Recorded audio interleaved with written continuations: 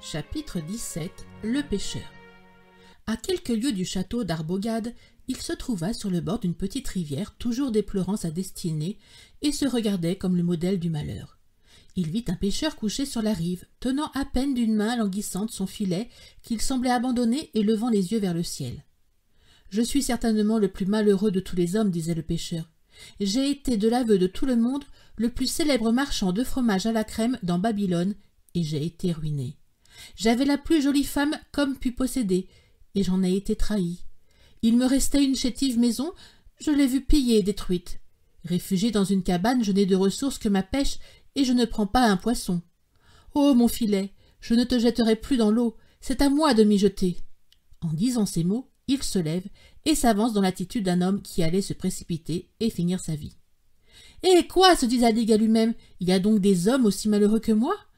L'ardeur de sauver la vie au pêcheur fut aussi prompte que cette réflexion. Il court à lui, il l'arrête, il l'interroge d'un air attendri et consolant. On prétend qu'on en est moins malheureux quand on ne l'est pas seul, mais selon Zoroastre, ce n'est pas par malignité, c'est par besoin. On se sent alors entraîné vers un infortuné comme vers son semblable. La joie d'un homme heureux serait une insulte, mais deux malheureux sont comme deux arbrisseaux faibles qui, s'appuyant l'un sur l'autre, se fortifient contre l'orage.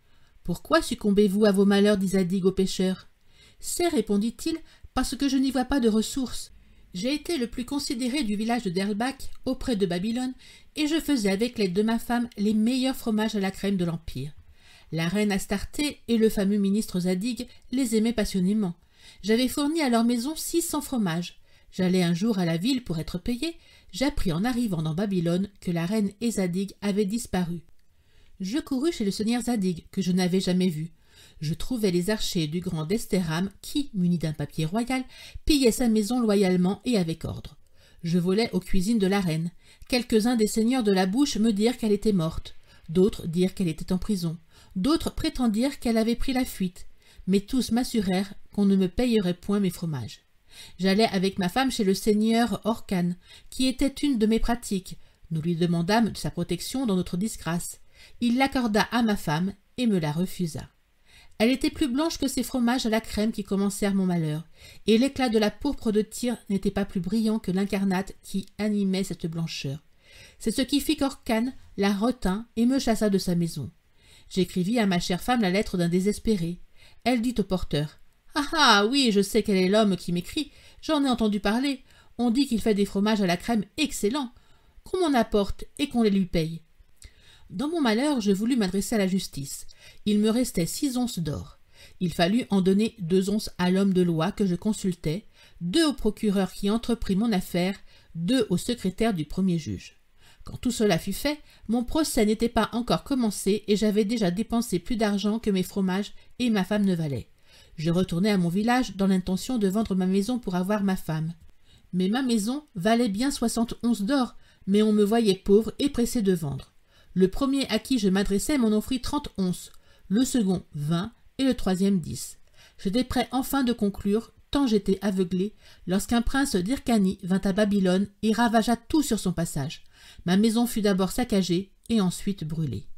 Ayant ainsi perdu mon argent, ma femme et ma maison, je me suis retiré dans ce pays où vous me voyez. J'ai tâché de subsister du métier de pêcheur. Les poissons se moquent de moi comme les hommes. Je ne prends rien, je meurs de faim.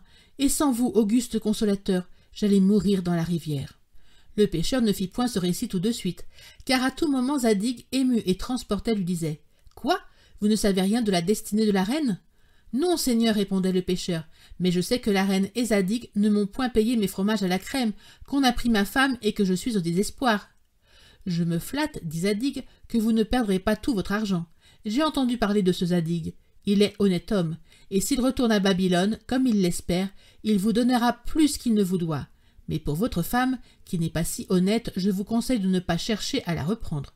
Croyez-moi, allez à Babylone. J'y serai avant vous, parce que je suis à cheval et que vous êtes à pied. Adressez-vous à l'illustre Cador. Dites-lui que vous avez rencontré son ami. Attendez-moi chez lui. Allez, peut-être ne serez-vous pas toujours malheureux.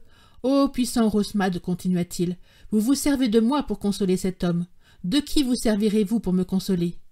En parlant ainsi, il donnait au pêcheur la moitié de tout l'argent qu'il avait apporté d'Arabie, et le pêcheur, confondu et ravi, baisait les pieds de l'ami de Cador et disait « Vous êtes un ange sauveur !» Cependant, Zadig demandait toujours des nouvelles et versait des larmes. « Quoi, Seigneur ?» s'écria le pêcheur, « vous seriez donc aussi malheureux, vous qui faites du bien ?»« Plus malheureux que toi, sans foi, répondait Zadig. « Mais comment se peut-il faire, disait le bonhomme, que celui qui donne soit plus à plaindre que celui qui reçoit ? C'est que ton plus grand malheur, reprit Zadig, était le besoin, et que je suis infortuné par le cœur. Orcane vous aurait-il pris votre femme, dit le pêcheur. Ce mot rappela dans l'esprit de Zadig toutes ses aventures. Il répéta la liste de ses infortunes, à commencer depuis la chienne de la reine jusqu'à son arrivée chez le brigand Arbogad.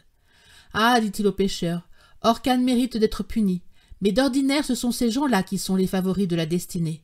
Quoi qu'il en soit, va chez le seigneur Cador et attends-moi. » Ils se séparèrent, le pêcheur marcha en remerciant son destin, et Zadig courut en accusant toujours le sien.